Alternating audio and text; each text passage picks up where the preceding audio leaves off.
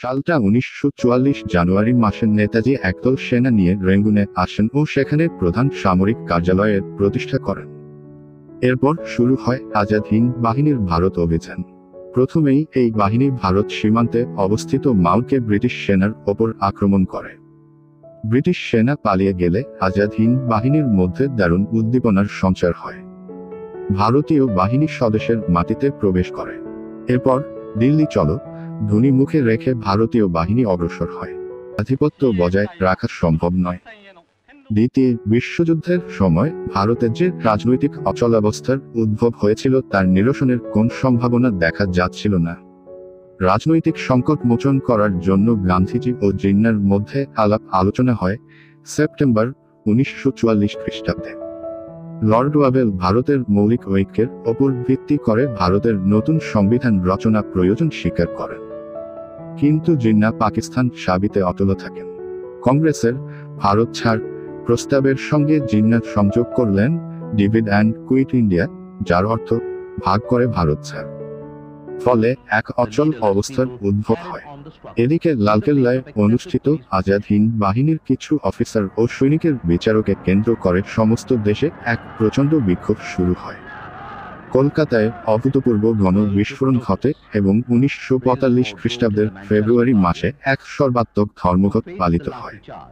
দেশব্যাপী বিক্ষোভের ঢেউ সামরিক বাহিনীর মধ্যেও প্রসারিত হয়। এই সময়কার গণ বিক্ষোভের সর্বাধিক উল্লেখযোগ্য ঘটনা হল বোম্বাইয়ের নৌ বিদ্রোহ।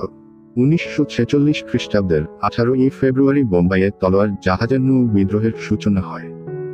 নিকৃষ্ট খাদ্য ও ব্রিটিশ নৌ কর্মচারীদের বর্ণবিদ্বেষমূলক আচরণে ক্ষিপ্ত হয়ে তলোয়ার জাহাজের ভারতীয় সেনারা বিদ্রোহী হয়ে জাহাজে আগুন লাগিয়ে দেন। বোম্বাই বন্দরের নৌ সেনারা ধর্মঘট করল এবং তা অন্যান্য বন্দরেও ছড়িয়ে পড়ল।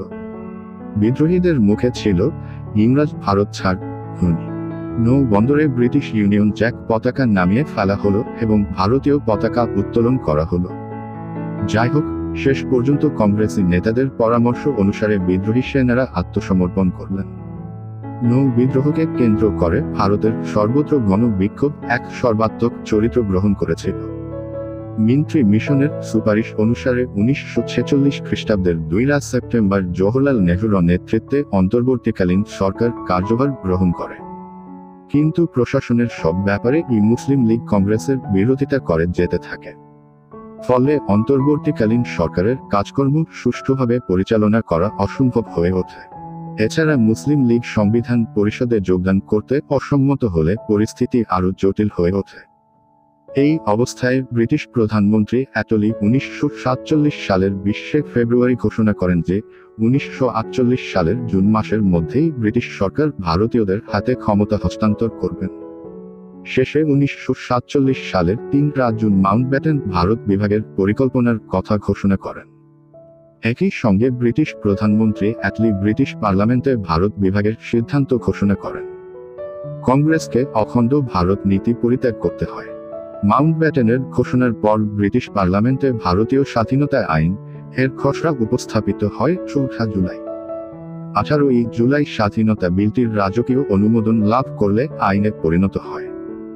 এই আইন অনুসারে ঠিক হয় যে প্রথমত 15 আগস্ট ভারত ও পাকিস্তান নামে দুটি স্বাধীন রাষ্ট্র আত্মপ্রকাশ করবে এবং এই দুটি রাষ্ট্রের জন্য পৃথক গভর্নর জেনারেল ও আইনসভা থাকবে।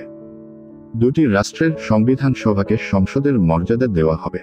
দ্বিতীয়ত, প্রস্তাবিত ভারতীয় রাষ্ট্রের অন্তর্ভুক্ত থাকবে বোম্বাই, মাদ্রাজ, উত্তরপ্রদেশ, বিহার, পূর্ব পাঞ্জাব, পশ্চিমবঙ্গ এবং মুসলিম অধ্যুষিত জেলাগুলি ব্যতি রেখে আসাম, আজমির ও কুর্গ। পাকিস্তান রাষ্ট্রের অন্তর্ভুক্ত থাকবে ভারত উপমহাদেশের অবশিষ্ট অঞ্চল যথা সিন্ধু প্রদেশ, পশ্চিম পাঞ্জাব, পূর্ববঙ্গ, বেলুচিস্তান ও আসামের শ্রীহট্ট জেলা। তৃতীয়, যতদিন দুই রাষ্ট্রের জন্য সংবিধান রচনা না হচ্ছে ততদিন দুই রাষ্ট্রেই 1935 সালের ভারত সরকার আইন কিছু রদবদল করে চালু থাকবে। এবং চতুর্থ, 1947 খ্রিস্টাব্দের 15 আগস্ট থেকে ভারতের দেশীয় রাজ্যগুলিকে ভারতীয় ইউনিয়ন অথবা পাকিস্তানের যোগদান করার অথবা স্বাধীনতা ঘোষণা করার অধিকার দেওয়া হয়। এরপর এলো সেই নির্দিষ্ট তারিখ 15 আগস্ট। 1947 সালের 14 আগস্টের মধ্যরাতে দিল্লিতে গণ পরিষদের অধিবেশন বসে। এই পরিষদ ব্রিটিশ কমনওয়েলথের অংশ হিসাবে ভারতের পূর্ণ স্বাধীনতা ঘোষণা করে এবং সেই সঙ্গে সঙ্গে প্রায় 200 বৎসরের বিদেশি শাসনের অবসান হয়।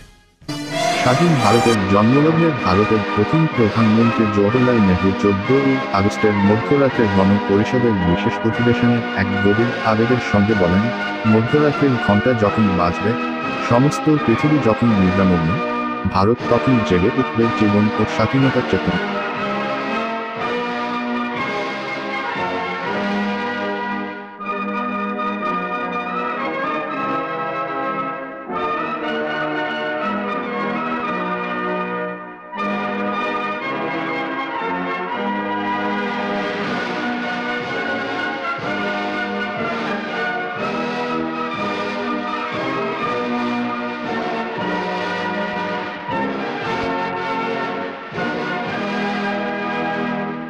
সম্পূর্ণ ভিডিওটা দেখার জন্য ধন্যবাদ। ভালো লাগলে লাইক, কমেন্ট ও সাবস্ক্রাইব অবশ্যই করুন।